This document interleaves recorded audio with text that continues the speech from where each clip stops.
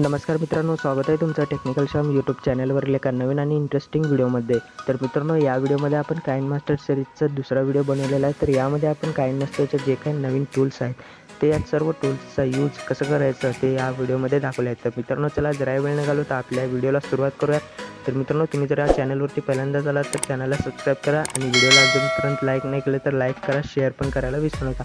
तर मित्रांनो, चला आपल्या मोबाईलच्या मेन विंडोवरती जाऊया।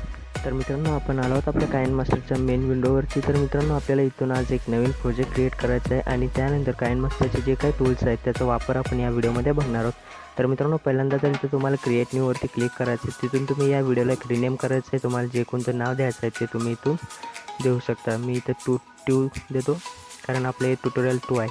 तर मित्रांनो, इथं तुम्हाला ॲडव्हान्स ऑप्शन दिसेल। तर इथे तुम्हाला बघू शकता की 3 ऑप्शन दिलेले आहेत। डिफॉल्ट फोटो ड्युरेशन, जर तुम्ही यामध्ये डायरेक्ट फोटो ॲड करतो, जेव्हा तुम्ही काय मीडिया फाईल्स ॲड करता तेव्हा तुमच्या फोटोचे ड्युरेशन किती पाहिजे ते डायरेक्टली इथे आपण फिक्स करू शकतो।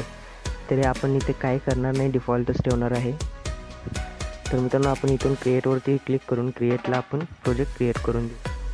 तर प्रोजेक्ट क्रिएट केल्यानंतर आपल्याला काय अशा प्रकारचं इंटरफेस बघायला भेटेल। इथे तुम्हाला आपल्या गॅलरीमधले सर्व काही फाईल्स जे आहेत ते तुम्हाला आलेले दिसतील।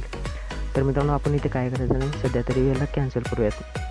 तर मित्रांनो, इथं बघू शकता की आपल्या पूर्ण एक ब्लँक काइनमास्टरचं इंटरफेस आहे।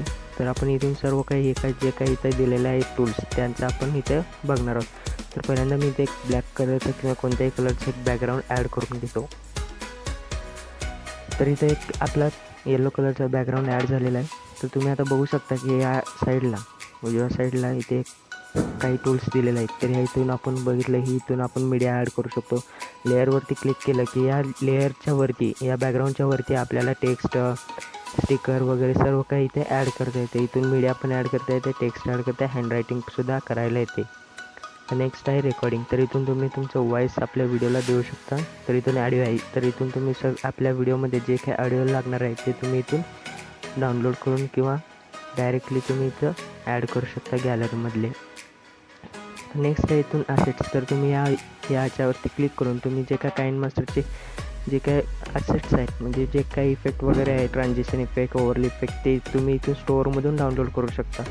आणि तर या साईडला जर राईट साईडला बघितलं तर इकडे तुम्हाला एक बॅक जाण्याचा ॲरो दिसेल। तर इथून तुम्ही जर क्लिक केलं तर तुम्ही डायरेक्ट काइनमास्टरच्या मेन विंडोवरती जाता।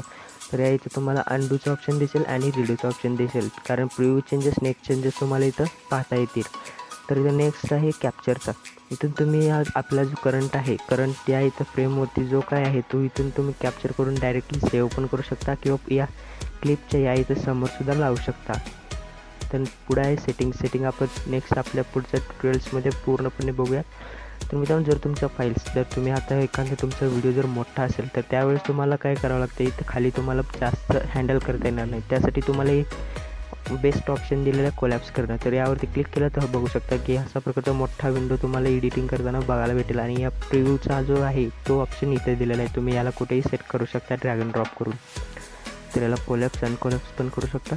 तर नेक्स्ट आहे तर ह्या बॅनवरती क्लिक केला तर तुम्ही मूव्ह तो प्रिव्हियस पॉईंट आणि नेक्स्ट पॉईंट, एंड पॉईंटला जाता येतो डायरेक्टली आणि प्रिव्हियस पॉईंटला पण येता येतो।